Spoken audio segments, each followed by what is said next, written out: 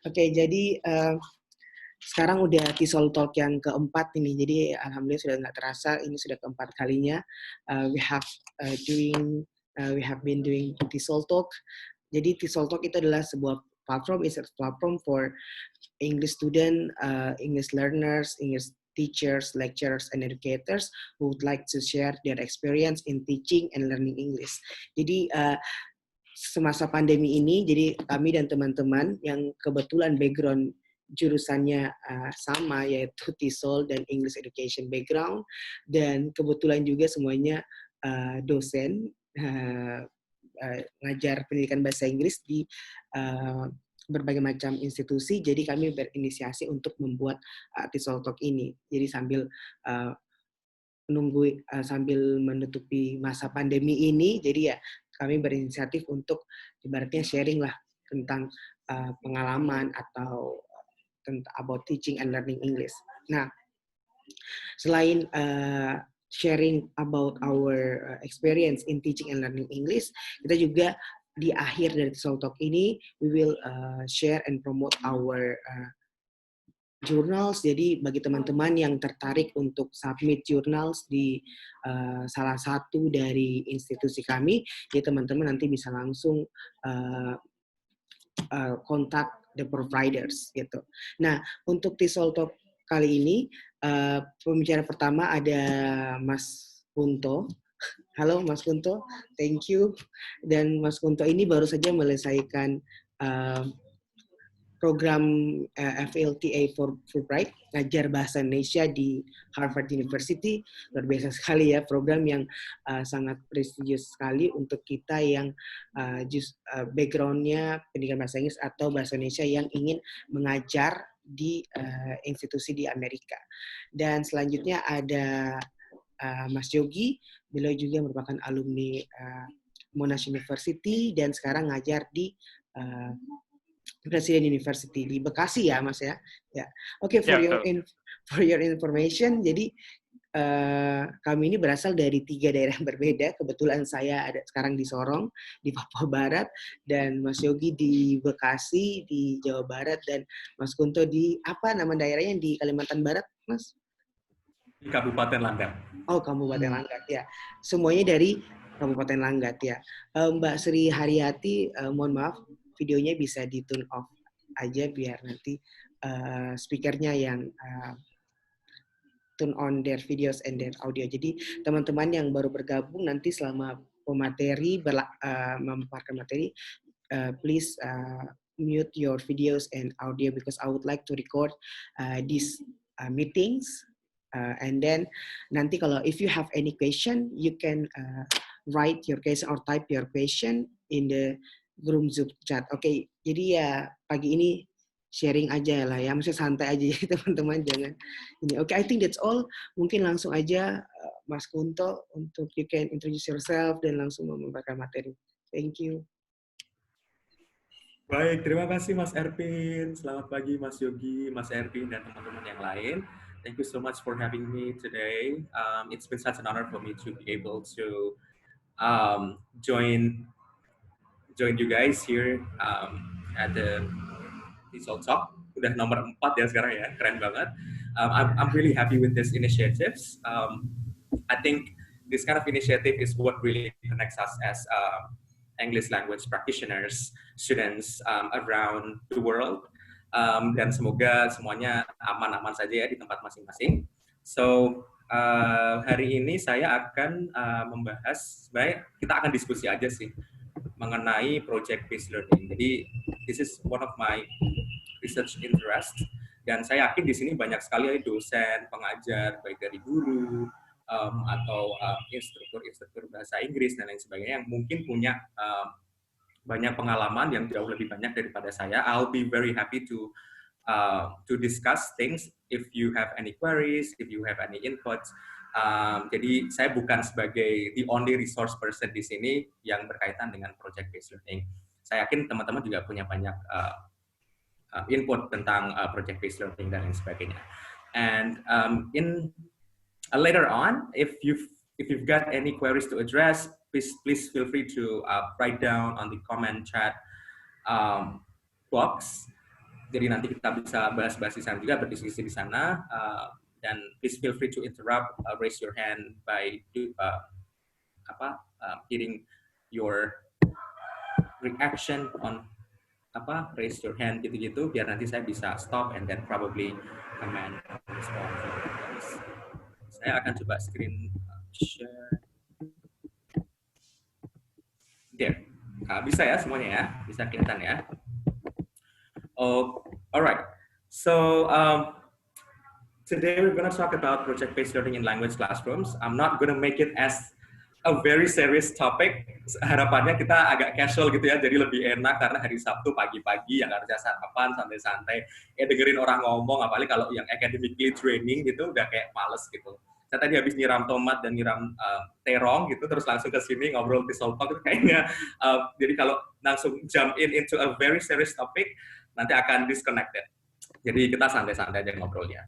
Terus tadi sudah diperkenalkan oleh Mas Ervin, nama saya Kuntono Cahyoko. Sekarang saya merupakan dosen pendidikan bahasa Inggris di STKIP Pak Manetalino, Sekolah Tinggi Keguruan dan Ilmu Pendidikan yang ada di Kalimantan Barat, tepatnya di Kabupaten Landak. Itu deket banget dengan Sarawak, jadi kalau dari Pontianak itu sekitar 4-5 jam. Terus kemudian saya kemarin zoom ya di Google Maps, ternyata Ngabang kotanya itu nggak ada. Ternyata nggak ada. Jadi di sekitar 1000 sinilah tepatnya. Saking jauhnya jadi nggak ada ya.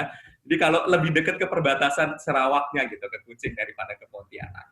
Saya di sana ngajar pendidikan bahasa Inggris dengan konsentrasi kurikulum dan juga TOEFL.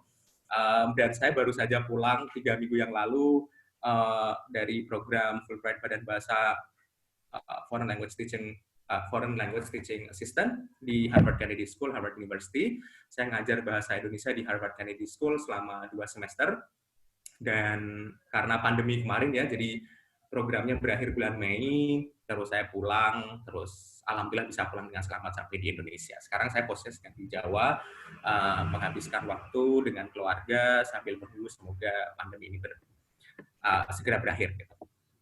So hari ini kita akan ngobrol-ngobrol gitu, berdiskusi tentang project-based learning. Apa sih project-based learning? Gitu. Urgensinya apa? Gitu. Kenapa sih kita harus menggunakan yang namanya project-based learning? Terus benefits-nya, keuntungan-keuntungan project-based learning dalam language classrooms. Terus kemudian steps-stepsnya apa saja, dan juga key factors apa yang bisa digunakan untuk membuat project-based instruction yang baik, dan kira-kira suggested learning projects apa saja yang bisa kita gunakan dalam kelas-kelas yang kita ajar. Gitu. Terus yang terakhir, mungkin nanti saya akan membagikan sedikit mengenai kasus atau pengalaman saya menggunakan project-based learning ini di STKIP Pak Manetalino untuk belajar bahasa Inggris, dan juga yang saya lakukan juga di Harvard Kennedy School selama saya menjalani program FLTA gitu. Jadi sebenarnya banyak sekali ahli-ahli yang sudah meneliti tentang project-based learning itu. Ada dari Skehan, Moss, Swan, Wigglesworth, dan lain sebagainya. Di mana mereka sebenarnya mendefinisikan project-based learning sebagai pendekatan di mana pembelajaran itu dikontekstualkan dan juga diberikan kepada siswa dengan cara memberikan permasalahan atau project untuk diselesaikan, sehingga ada produk di akhirnya yang dikreasikan. So it's very important to note here that the idea of project-based learning lies upon the products at the end of the learning. So there is a product or problem to solve. And project-based learning itself is oriented to organize learning around projects which are complex tasks based on challenging questions or problems involving students in design, problem solving, decision making, or investigative activities. Jadi tidak semata-mata memberikan tugas, tetapi juga memberikan kesempatan bagi siswa untuk juga involve atau terlibat dalam penyusunan tugas tersebut. Sehingga ketika kita memberikan tugas atau project untuk diselesaikan, siswa itu mendapatkan semacam interest atau autonomous learning gitu, karena mereka dilibatkan dalam pembuatan tugas yang akan mereka kerjakan gitu. And a major goal of project-based instruction or project-based learning itself is a comprehensible output which generally occurs both during the project and as the final product of the project. Jadi fokusnya tidak hanya terhadap final product of the project, tapi juga prosesnya. Gitu. Itulah kenapa dalam project-based learning biasanya membutuhkan waktu yang cukup lama sampai gitu. yang dinilai, yang pengen kita libatkan baik dalam formatif maupun summative assessment, itu tidak hanya dalam finalisasi produknya gitu, tapi bagaimana mereka membuat produk tersebut dalam proses. Gitu. Nanti kita akan bahas lebih lanjut mengenai ini. So, in a nutshell, we can actually conclude that project-based learning is a dynamic way of teaching and learning. So, it's basically a dynamic one.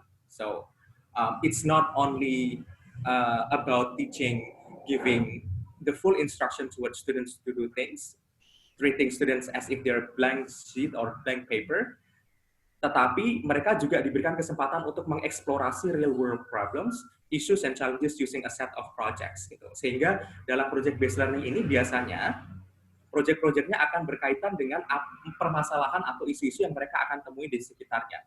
Mereka disuruh membuat misalkan laporan terhadap sebuah berita, atau mereka disuruh membuat misalkan role play atau mini drama yang berkaitan dengan sebuah fenomena yang terjadi di sekitar mereka misalkan. Sehingga mereka tidak hanya belajar tentang konten dan linguistic skills gitu, tapi mereka juga belajar tentang bagaimana menjadi sensitif dan juga aware of their surroundings gitu. Nah, ada beberapa benefits atau keuntungan yang bisa kita dapatkan. Gitu. Ini ya project buku untuk Papua, Mas Ervin. Jadi kemarin saya juga ngobrol-ngobrol dengan project itu dengan komunitas kami di Small Initiatives, dan mahasiswa kami kemarin juga membuat project yang hampir serupa, membuat kegiatan literasi di sana sebagai bagian dari tugas kuliah juga. Mereka membuat buku, mereka mempresentasikan buku sebagai bagian dari project based learning ini. Oh, jadi bukunya ada di sana ya, Mas? Bukunya ada di... Oh, ada. Oke. Kebetulan yang foundernya ada di Sorong gitu, Mas Dayu. Oh, iya.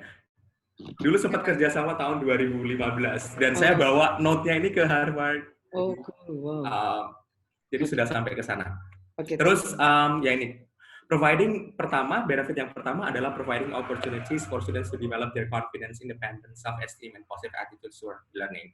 Jadi kebanyakan yang berdasarkan pengalaman saya gitu, apalagi di daerah-daerah gitu, masih kelihatan sekali gap antara guru dengan siswa. Guru dianggap sebagai orang yang tahu segalanya, sedangkan siswa itu ya harus disuapin terus gitu. Jadi there's like learning gap between or knowledge gap between teachers and students. Sehingga memberikan kesan bahwa siswa itu tidak memiliki positive attitudes toward learning because they don't really see the urgency of why they should learn. Jadi ketika kita memberlakukan project-based learning ini, di mana mereka juga aktif dan involved terhadap pembuatan desain projectnya, terus kemudian proses-proses yang mereka tahu, bagaimana mereka mencari informasi yang juga dibantu, sehingga mereka lebih memiliki self-esteem and confidence serta positive attitude toward learning because they see the urgency of why they should learn that. Dan selain itu, learning becomes more grounded. Karena dalam project, mereka tidak hanya fokus melakukan satu skill saja gitu. Akan banyak sekali skills yang terintegrasi ketika mereka merencanakan tugasnya, merevisi tugasnya, terus kemudian merefleksikan tugasnya, terus kemudian berinteraksi dengan teman-teman yang lain. Itu banyak skill yang akan terintegrasi gitu. Tidak hanya terhadap satu skill saja. Terus kemudian it will enhance students' autonomy ketika mereka diberikan kesempatan untuk terlibat dalam choice of topic, negotiating the projects, terus kemudian mencari informasi dalam proses pembuatan proyek tersebut, itu mereka lebih autonomous gitu dalam belajar. Tentu saja kita sebagai guru atau sebagai dosen atau sebagai instruktur bahasa yang ada di kelas tersebut juga harus memberikan kesempatan bagi mereka untuk mendapatkan informasi yang baik, sehingga kita bisa jadi fasilitator yang juga akomodatif gitu. Terus helping students to engage in purposeful communication. Saya senang banget kalau misalkan project-based learning ini digunakan melalui skema group project gitu. Jadi sehingga mereka bisa berinteraksi satu sama lain, sehingga komunikasinya terbangun dengan baik. Selain itu, it will also provide opportunities for natural integrations of all four skills tadi yang integrated tadi, skills reading, skillsnya misalkan reading, writing, listening, speaking. Misalkan kalau mereka sedang role play atau mini drama gitu, di situ ada speakingnya ketahuan, listeningnya juga dimanfaatkan dengan baik, nulis skripnya juga merupakan terintegrasi dari writing, terus reading karena mereka mencari informasi, sehingga itu lebih grounded. Terus reinforcing communication skill tadi sudah disampaikan, dan social relationship, dan enhancing collaboration among learners. Dan yang terakhir sebenarnya adalah fostering students development of problem solving and higher order critical thinking skills. Dengan mereka belajarnya lebih otonomi, terus kemudian mereka lebih mandiri dalam mencari informasi, itu akan memberikan kesempatan bagi siswa untuk memiliki kemampuan problem solving dan critical thinking gitu. Oh, bertanya dengan gurunya, menanyakan kalau ada permasalahan dan sebagainya. Nah, nanti mungkin ada sedikit challenge, misalkan tantangan-tantangannya, siswa yang kurang partisipatif, bagaimana siswa yang mungkin lebih introvert dan lain sebagainya. Nah, ini merupakan tugas guru sebagai fasilitator untuk menjembatani bagaimana proyek ini tidak membuat siswa merasa inferior gitu. Dengan cara banyak berdiskusi, banyak cek, terus memberikan kebebasan dan kesempatan bagi mereka untuk mencari informasi dan mendesain proyeknya, seperti itu. Nah, dalam project-based learning, there are some key factors that we need to underline.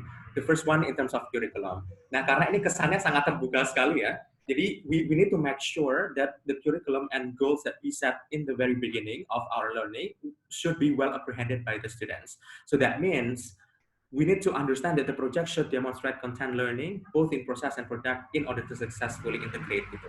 Jadi nggak hanya fokus kepada produk tetapi proses, dan itu harus terjabarkan dalam kurikulumnya gitu.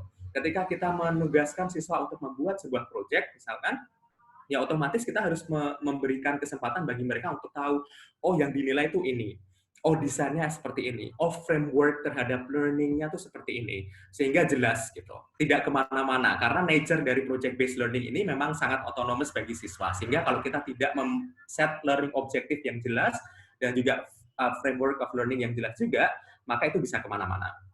Yang kedua, making sure that we have sufficient time frame and materials access gitu.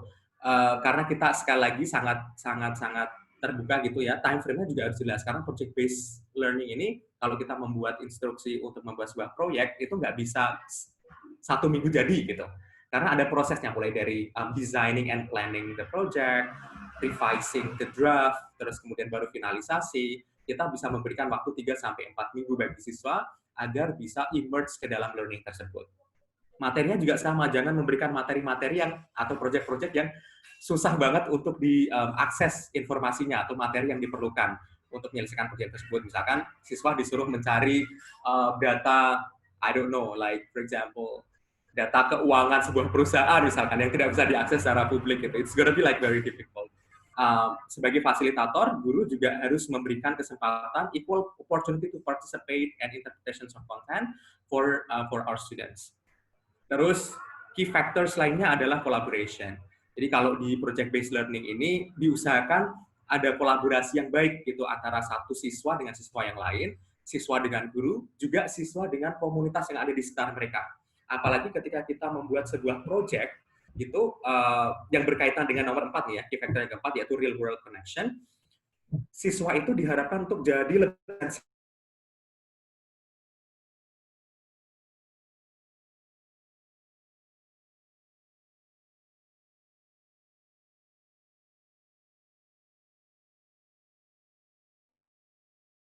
Halo Mas Kunto nggak ada suaranya.